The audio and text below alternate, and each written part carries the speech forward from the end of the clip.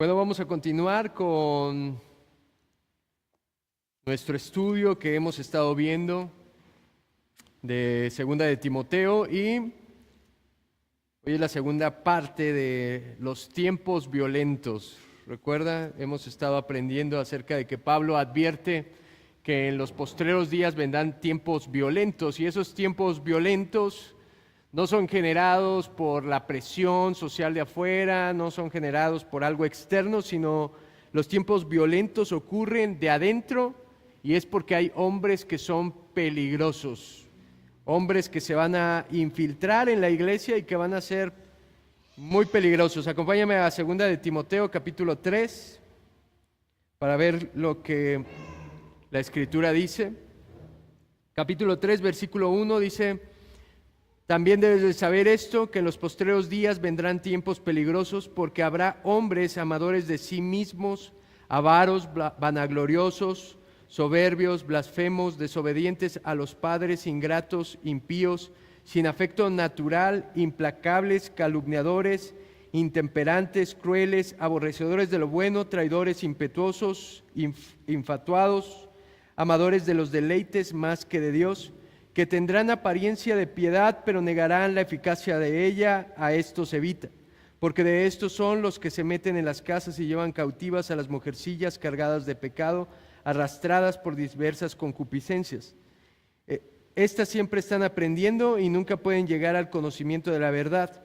Y de la manera que Janes y Jambres resistieron a Moisés, así también estos resisten a la verdad, hombres corruptos de entendimiento, réprobos en cuanto a la fe, mas no irán más adelante, porque su insensatez será manifiesta a todos, como también lo fue la de aquellos.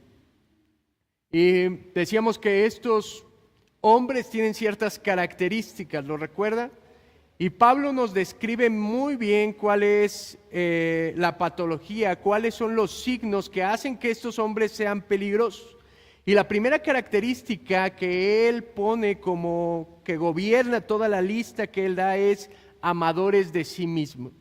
Estos hombres se caracterizan por tener un amor propio, un egoísmo, una soberbia en su corazón. Y fíjese cómo de ahí se desprenden toda la lista de pecados que él menciona hasta llegar a decir que son más amadores de los deleites que de Dios. Son hombres que se aman tanto que hacen todo lo que está en medio porque quieren deleitarse, quieren satisfacerse ellos mismos, quieren estar bien ellos y no les importa realmente Dios, su palabra o el pueblo. Ahora, a partir de hoy vamos a aprender la segunda característica que viene aquí, que es el versículo 5, y dice que tendrán apariencia de piedad, pero negarán la eficacia de ella. A estos evita.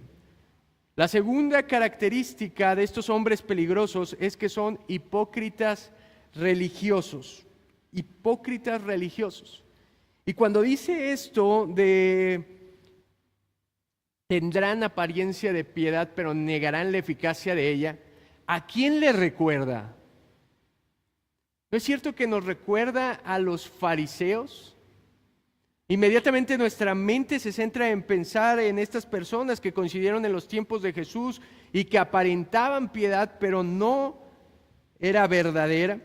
Y mira, esta palabra de apariencia viene de una palabra que es morfosis y significa apariencia externa. Es algo que está por fuera, pero no hay por dentro. Y acompáñame a ver ahora sí la actitud de los fariseos que reprueba Jesús en Mateo capítulo 23, versículo 25. Mateo 23, 25, déjeme leerlo. Hay de vosotros, escribas y fariseos hipócritas, porque limpiáis lo de afuera del vaso y del plato, pero por dentro estáis llenos de robo y de injusticia. Eso es lo que hace que alguien sea hipócrita religioso, que aparenta algo exteriormente, pero no hay sustancia. Mire, A veces cualquiera que quiera estudiar la Biblia o que quiera hacer la Biblia, el problema de las iglesias de hoy es que luego te llaman fariseo. Si tú dices, es que la Biblia dice esto, uy, no, hermano, fariseo. Pero ¿sabe que Jesús nunca reprobó que los hombres buscaran hacer la voluntad de Dios? Nunca a nadie que quiso hacer la palabra de Dios, que quiso hacer la voluntad de Dios, le llamó hipócrita. A los únicos que les llamó hipócrita eran a los que, sabiendo las cosas, estudiándolas, teniendo una facha de piedad, creyéndose eruditos en la palabra, eran los únicos que no la hacían. Aparentaban por fuera ser muy piadosos, pero por dentro eran totalmente corruptos. Esa es la descripción de sepulcros blanqueados. Porque usted va a los panteones y si lo acaba de enterrar, ¿qué tal está la lápida? Hasta de mármol, ¿no? Blanquita, blanquita. Pero adentro, ¿qué tiene? Muerte, un cuerpo que se está pudriendo. Y eso es lo que es la hipocresía religiosa. Hace que nosotros actuemos exteriormente de una manera que cuando estén los de la iglesia aparentemos, no, sí, yo soy muy buena onda con mi esposa, la trato muy bien, pero ¿qué tal en la casa? O la esposa, aquí puede ser muy sujeta y en la casa. Aquí podemos alzar nuestras manos, llorar y todo, pero ¿qué tal en su casa? ¿Cómo habla en su casa? ¿Cómo se comporta en su casa?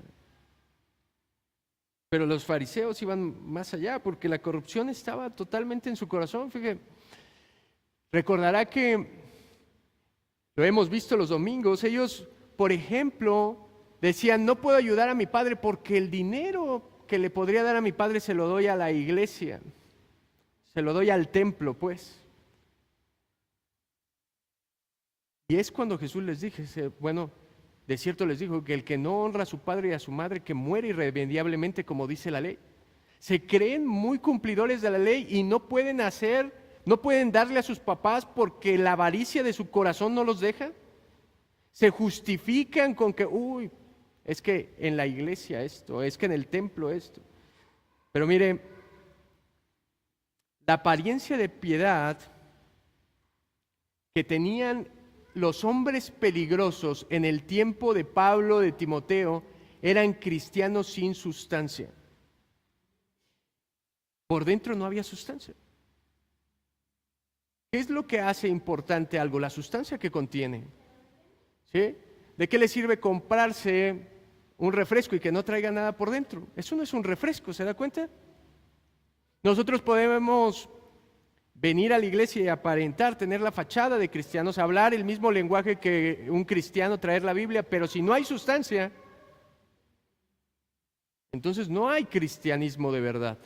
Y estos hombres aparentaban algo, pero con motivos incorrectos, y lo que hace peligroso a los hombres que está describiendo Pablo es que estos hombres pueden desempeñar el liderazgo, el pastorado y ser hombres que la palabra de Dios no está en su corazón. Y cuando la palabra de Dios no está en el corazón de los hombres que van a liderar la iglesia, ¿sabe qué es lo que sucede? Que toman a los demás que son más inmaduros que ellos y ¿qué le van a enseñar? Lo mismo. En la iglesia es un diseño increíble por Dios porque todos aprendemos de todos. Y los líderes son los encargados de enseñar la palabra y modelar la palabra. ¿Para qué? Para que la gente de la iglesia viva la palabra. Pero si los líderes simplemente tienen la fachada y hacen cosas incorrectas bajándose del púlpito y hacen cosas incorrectas con su familia, y tratamos mal a nuestras esposas, a nuestros hijos, a la gente, ¿sabe qué va a pasar con la gente que es inmadura, que llega a la iglesia, que apenas está aprendiendo?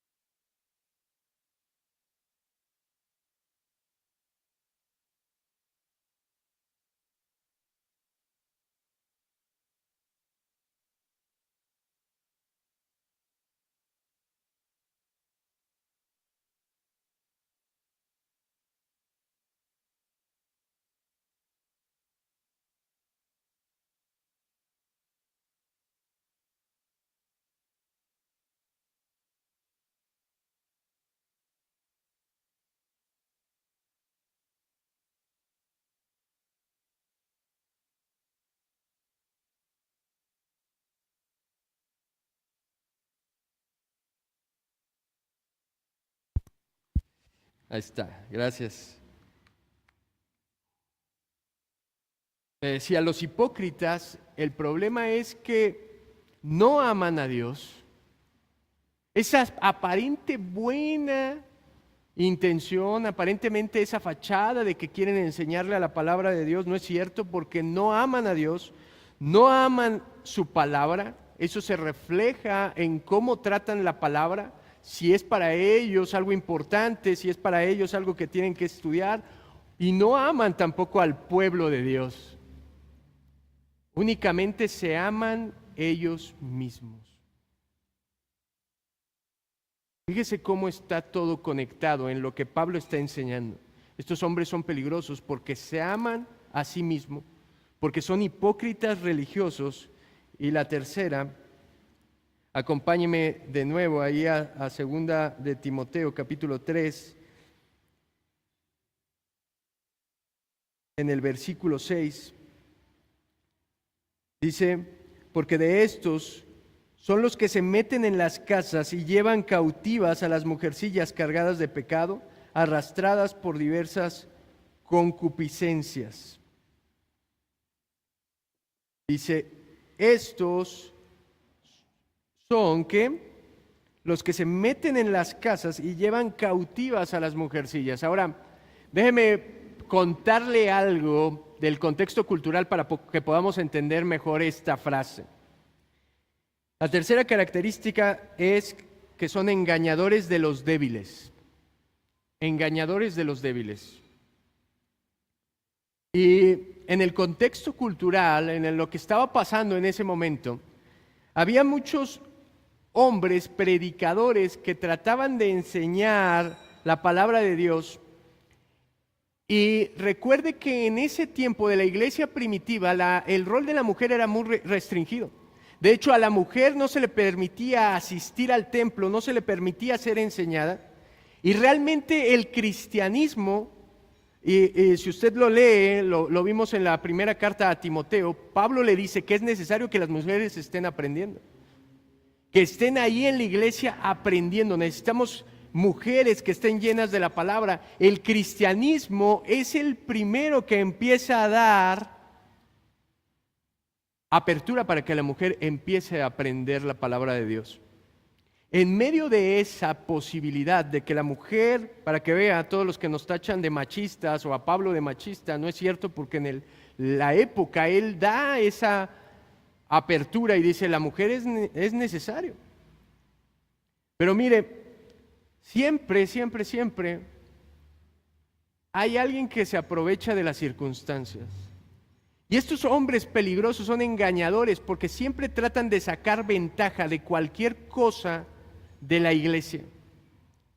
Y estos hombres lo que hicieron, o lo que describe que se meten en las casas de las mujercillas, estos hombres vieron imagínense, si les empezaron a dar la posibilidad de aprender a las mujeres, imagínense qué ganas tenían de aprender.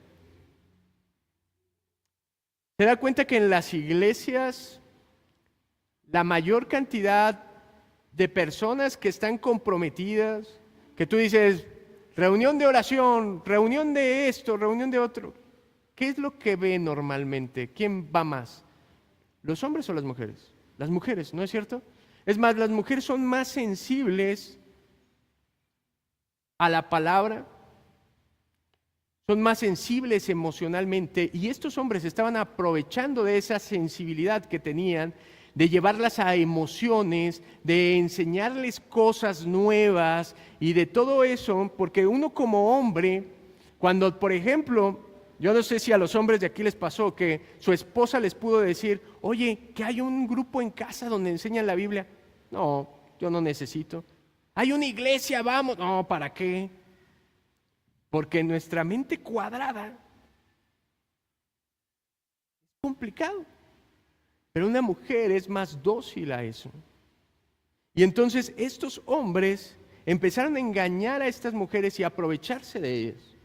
De hecho, Irineo, un historiador, empieza a contar cómo había hombres que empezaron a llevar a mujeres a decirles que ellas tenían el don de profetizar, que empezaron a imponerles manos y había un caso que leí donde una mujer le decía, es que yo no sé profetizar, y él le dijo, no, yo lo estoy viendo, ahí lo tiene en su boca, declare lo primero que se le venga a la mente. Entonces la mujer empezó a hablar y dice que él le dijo, sí, eso que vio es una profecía.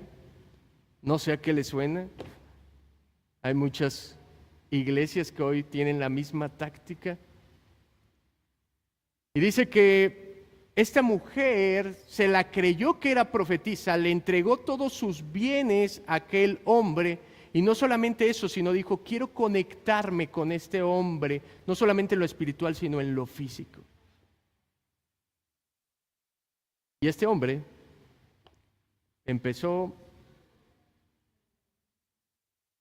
a hacer negocio y a caer en fornicación con mujeres y mujeres casadas. Y eso está registrado en la historia. Porque, ¿sabe? Los engañadores de los débiles siempre van a procurar estar al pendiente de aquellos de los que pueden obtener una gratificación en lo natural. ¿Sabe? Las iglesias verdaderas, ¿en quién se enfocan en enseñar la palabra de Dios? En las familias. Pero hay un interés principal en los hombres. ¿Por qué? Porque son los cabezas de hogar. Porque si queremos matrimonios fuertes, si queremos familias fuertes, necesitamos hombres fuertes. Las iglesias que se muevan bíblicamente van a tener un enfoque no solamente en las mujeres, sino también en estar enseñando a los padres de familia. Ahora fíjese, acompáñeme a Judas.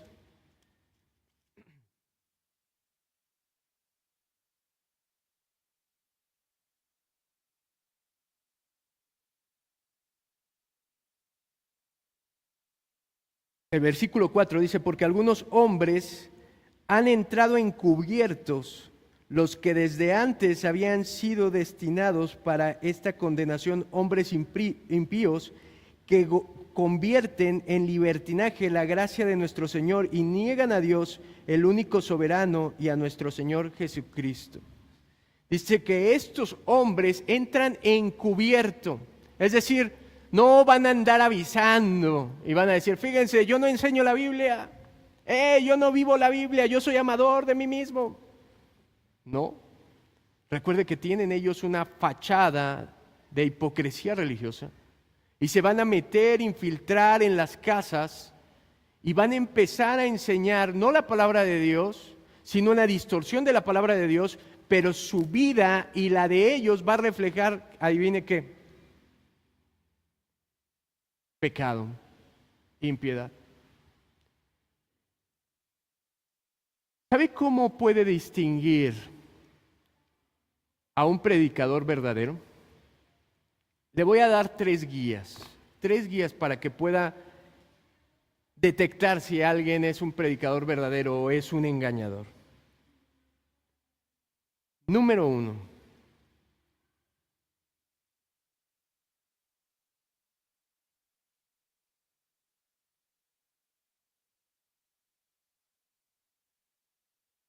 Enseña la palabra de Dios. Y con esto me refiero, enseña todo el consejo de Dios, no rehúsa a los temas difíciles, controversiales, a lo que la gente pueda pensar. Va y si su hermano está en pecado, va y lo confronta. No tiene miedo a que se vaya porque sabe que el respaldo lo tiene de la palabra de Dios. Va a estudiar y dedicar su vida de tal manera que se desgaste por aprender la palabra de Dios y enseñarla a otros. Y la segunda cosa, la segunda guía es alguien que verdaderamente es un predicador de Dios. Su vida refleja la palabra. no solamente le enseña, sino la vive. Usted puede notar que lo que predica, eso está tratando de vivir. Que a lo mejor no es un modelo perfecto, a lo mejor usted lo ve y tiene muchos defectos, pero puede ver que está luchando por hacer la palabra de Dios. Y adivine cuál es la tercera. Un predicador verdadero va a ser conocido por la gente a la que enseña. Es cómo enseña él, cómo vive la palabra él y cómo viven a los que les predica. Y obviamente hay mucha gente en la iglesia que entra y que escucha el mensaje y que a lo mejor no lo vive y no puede ser juzgado el predicador por cualquier persona que entre el domingo, pero sí por las personas más entregadas en el ministerio, por las personas más cercanas al ministerio de ese hombre, por las personas que están más comprometidas en la iglesia. Tendríamos que ver la vida de esas personas y ver si están viviendo la palabra de Dios. Déjeme decirle por qué. Porque si ese hombre no es un engañador, ¿sabe qué le va a importar? No solamente estar hablando desde el púlpito, no solamente recibir una gratificación, sino le va a importar verdaderamente la vida de esas personas. Como le dije, va a ir y cuando tenga que motivar, va a motivar. Cuando tenga que redarguir, va a redarguir. Cuando tenga que animar, cuando tenga que reprender, cuando tenga que corregir, lo va a hacer. Porque lo que le importa no es quedar bien con la gente y ganar adeptos, lo que le importa es las almas de esa persona. Por lo tanto, nosotros los predicadores tendríamos que tener un cuidado especial de la gente a la que le estamos predicando y mostrar que verdaderamente somos efectivos por la predicación que nosotros hacemos a la gente. Ahora, fíjese, estos hombres, ¿qué les enseñaban a estas mujeres? En el versículo 7, o cuál era la característica de estas mujeres, capítulo 3, versículo 7 de segunda de Timoteo, dices, estas siempre están aprendiendo y nunca pueden llegar al conocimiento de la verdad. Es lo que le estoy diciendo. Siempre estaban aprendiendo cosas nuevas o estaban aprendiendo cosas diferentes, pero nunca llegaban al conocimiento de la verdad. ¿Por qué? Porque si al que les estaba enseñando era amador de sí mismo y no le importaba la palabra, ¿qué le va a importar? Si él no le importa conocer a su Dios, ¿qué le iba a importar que los demás conozcan a su Dios? Pero mire, ¿de qué nos habla esto? Nos habla de que el legalismo es muy atractivo para la gente. El legalismo es muy atractivo y no se refiere, como le dije, a tratar de hacer la palabra de Dios. ¿Sabe qué se refiere aquí? ¿Qué hacían estas mujeres? Siempre estaban en una actividad. ¿En cuál? En las clases. Siempre estaban viniendo a las clases de estos maestros, falsos maestros, para tratar de aprender. Ahora, ¿por qué? Porque el legalismo siempre se basa en nuestro desempeño externo.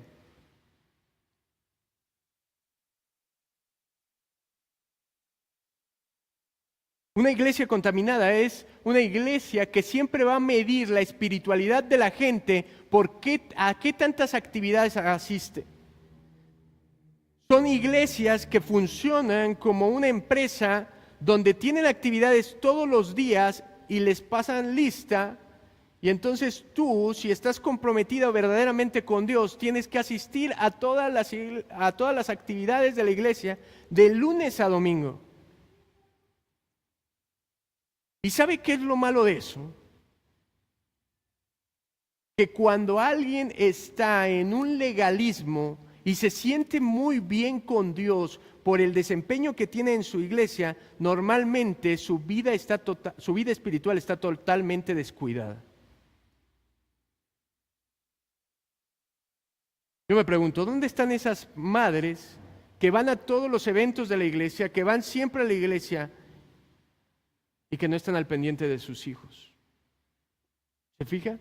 En lugar de la iglesia contribuir a que tengamos familias fuertes, las falsas iglesias contribuyen en que tengamos familias débiles.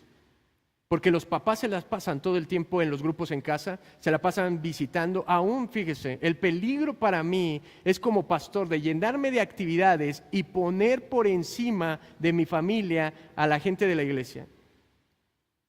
Mire, y quiero decirle, y quiero que me ayude, porque es una tentación muy grande que todos los pastores podemos tener. Pero yo se lo digo y quiero que me ayude a vivirlo. Lo más importante de mi ministerio es mi familia. El ministerio más importante que tengo no es la predicación aquí en el púlpito, es mi familia. Y no se me ofenda si un día no puedo ir a su fiesta porque tengo que pasar tiempo con mi familia. No se me ofenda si no puedo ir el día que usted quiere a visitarlo a su casa y puedo ir hasta el siguiente a platicar con usted o aconsejarlo, si yo le he prometido a mi familia que iba a pasar ese día con ellos. Porque la familia es la fuerza del líder cristiano. Y si yo me lleno de actividades, únicamente voy a estar como estos hombres aparentando algo y una fachada externa, pero nunca voy a pasar tiempo. Mire, yo he vivido el activismo en la iglesia de todos los días. No podía leer mi Biblia porque ya la había leído el pastor en la reunión o ya la había leído yo para dar una clase en el grupo en casa. Entonces yo llegaba y decía, ya no es necesario. Nunca pasaba tiempo leyendo la Biblia con mi esposa. ¿A qué hora iba a orar si llegábamos a las 10, 10:30, 11 de la noche y ya llegábamos cansados? Nunca oraba junto con mi esposa. Y sabe que a partir de ahora hemos decidido tomar un tiempo y orar juntos todos los días. Y eso es lo que nos nutre y nos hace ser verdaderamente cristianos. El que nosotros no aparentemos algo, sino seamos algo. Yo no puedo venir a la iglesia y tener una relación o aparentar una relación con Dios si no la tuve en la intimidad en mi casa. Estos hombres les gusta el activismo porque mantienen, valga la redundancia, activa a la gente, mantienen expectante a la gente con sus actividades y lo único que están haciendo es desviándolas de la palabra de Dios. Porque se sienten contentos con vivir una actividad. Por eso nunca llegan al conocimiento de la verdad. Y esto es conocimiento, no solamente es que usted sepa una información, esta palabra quiere decir entendimiento, comprensión. La última característica, hemos visto que estos hombres peligrosos son amadores de sí mismos, son hipócritas religiosos, son engañadores de los débiles y número 4, son enemigos de la verdad. Versículo 8 dice, y de la manera que Janes y Jambres resistieron a Moisés, así también estos resistieron a la verdad. Hombres corruptos de entendimiento, réprobos en cuanto a la fe, mas no irán más adelante, porque su insensatez será manifiesta a todos, como también lo fue la de aquellos. Bueno, ¿conoce a Janes y Jambres? ¿Los ha leído en el Antiguo Testamento? Bueno, déjame decirle algo que yo no sabía y lo empecé a investigar. Obviamente yo dije, tengo que saber exactamente qué hicieron Janes y Jambres para saber de qué está hablando Pablo, de qué está hablando el Espíritu Santo aquí. Y resulta que no aparece en ningún lado Janes y Jambres en el Éxodo. Estos nombres son parte de la tradición judía, de la historia que no está en la Biblia y que contaban los judíos, y sus nombres son muy interesantes. Janes significa quien endulza y Jambres significa quien se revela.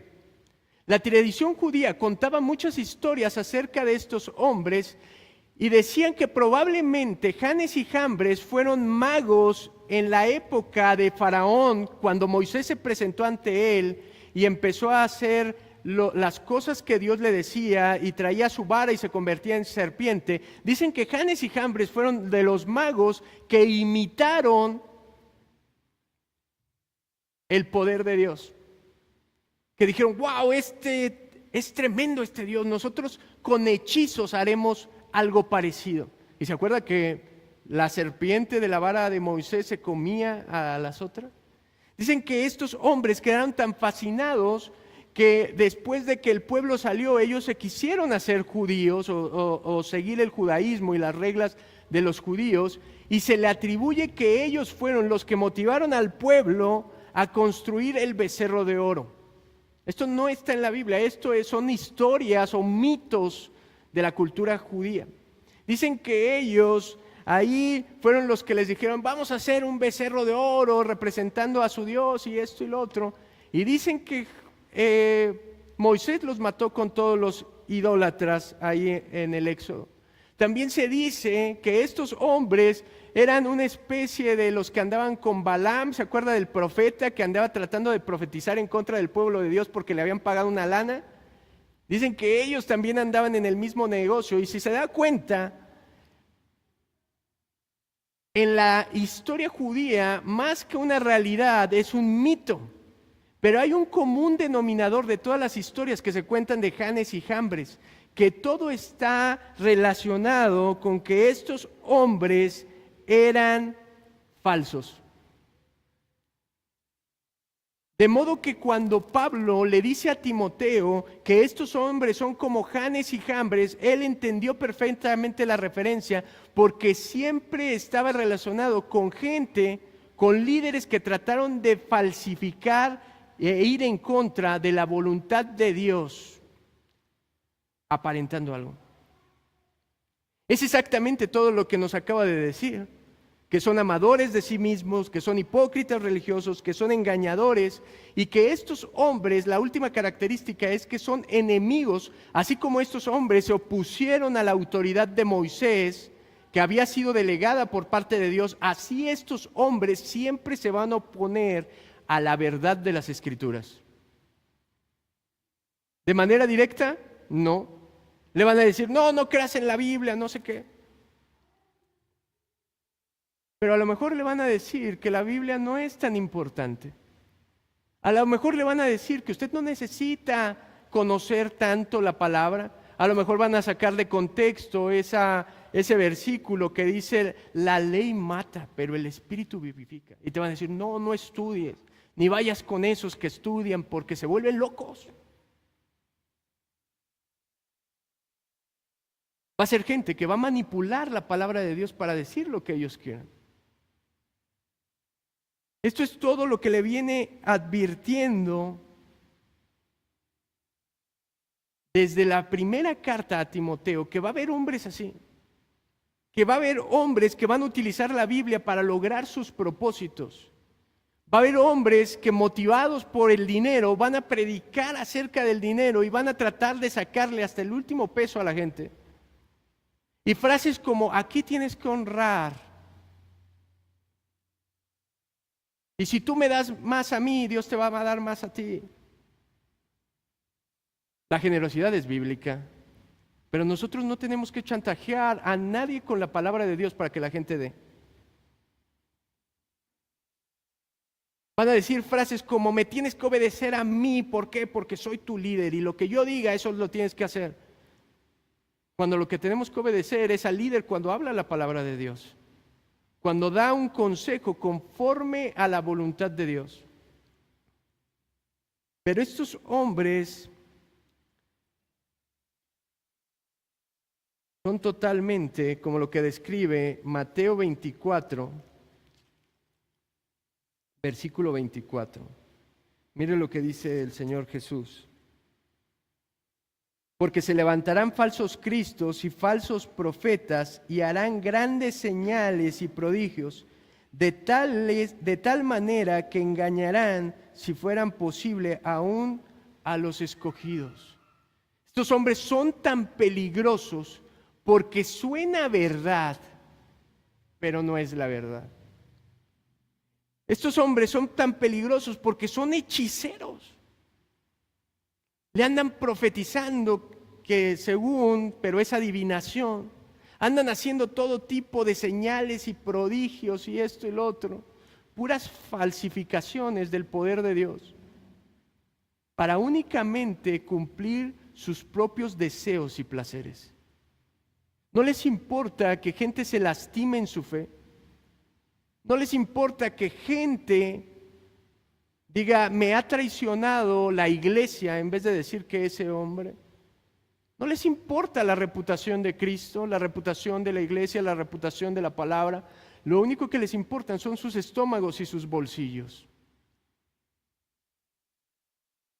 Mire, dice segunda de Timoteo 3:8, los describe como hombres corruptos de entendimiento. Ahora, este verbo de corruptos está de una manera que es una condición inalterable, es decir, estos hombres siempre van a ser así. No es que estos hombres van a cambiar, estos hombres se van a mantener en la misma condición. Y corrupción significa algo que está descompuesto, en descomposición. Sus palabras están descompuestas de la palabra de Dios. Su corazón está totalmente desviado. Y por lo tanto, fíjese, estos hombres están reprobados ante Dios.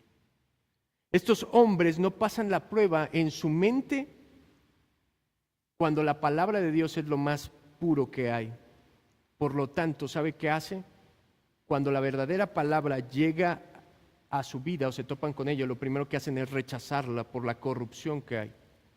Estos hombres no son dóciles a la palabra. Estos hombres no les importa la palabra. Y mire, constantemente Pablo le daba un consejo a Timoteo y le decía, examínate a ti mismo. ¿Se acuerda que le ha dicho en la carta, ten cuidado de ti mismo y de la doctrina? Fíjese. Le dice, tú mismo ten cuidado de que tu vida esté totalmente pura, que no haya corrupción en ti y que tampoco en la palabra que enseñas. A los corintios les ha dicho lo mismo, examínense ustedes mismos a la luz de la palabra de Dios como alguien que se ve en un espejo. Pero mire, el versículo 9 dice, mas no irán más adelante, porque a veces nos da miedo, ¿no? Fíjese, la iglesia vive tantos ataques que realmente no sabes en qué frente tienes que pelear. ¿Se da cuenta? El cristiano que realmente quiere vivir conforme a la palabra, que quiere hacer la voluntad de Dios, está atacado por todos lados. El ataque de la cultura de este mundo, del sistema caído, y tú estás luchando con eso, el ataque de Satanás, el ataque de otros falsos maestros y el ataque de los hombres peligrosos que están dentro de la iglesia. Y tú dices, pero de todos lados, ¿qué esperanza tenemos? La esperanza que dice la Escritura. Estos hombres no irán más adelante, no le pueden hacer nada a la verdadera iglesia de Jesucristo. Podrán desviar a unos cuantos que creían que eran cristianos o aparentaban que eran cristianos, pero eran igual que ellos, estaban buscando las mismas corrupciones, los mismos placeres, las mismas debilidades, sí, a lo mejor, pero fíjese, a lo mejor podrán por un tiempo engañar a los escogidos, pero nunca les van a pertenecer porque tienen dueño. Y el pastor es el que va por las ovejas. ¿Se acuerda que la promesa, cuando Jesús habla por primera vez de la iglesia, Él dice, las puertas del Hades no prevalecerán contra Él? No hay nada que pueda menguar, socavar el propósito que Dios tiene con la iglesia. No hay nadie que pueda debilitar el avance del reino de Dios a través de la iglesia. No hay nadie, ni estos hombres peligrosos. Pero la advertencia es, a estos hombres evita. A estos hombres evita. Y cuando nosotros, los verdaderos creyentes, nos preocupemos por la palabra de Dios, estemos consumiendo la palabra de Dios, estemos viviendo la palabra de Dios, el engaño de estos hombres va a ser muy, muy evidente. Cuando usted se llene de la palabra de Dios, esos engañadores no van a tener más armas con que falsificar la Escritura.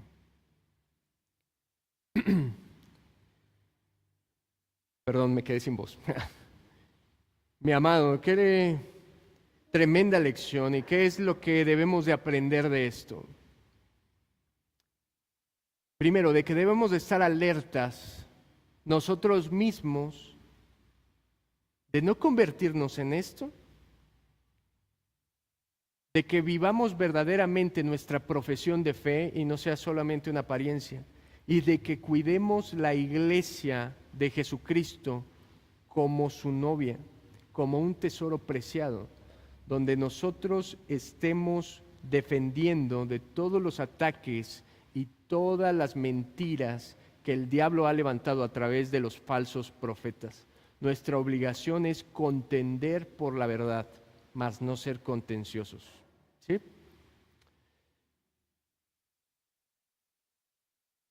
Déjeme orar para agradecer a Dios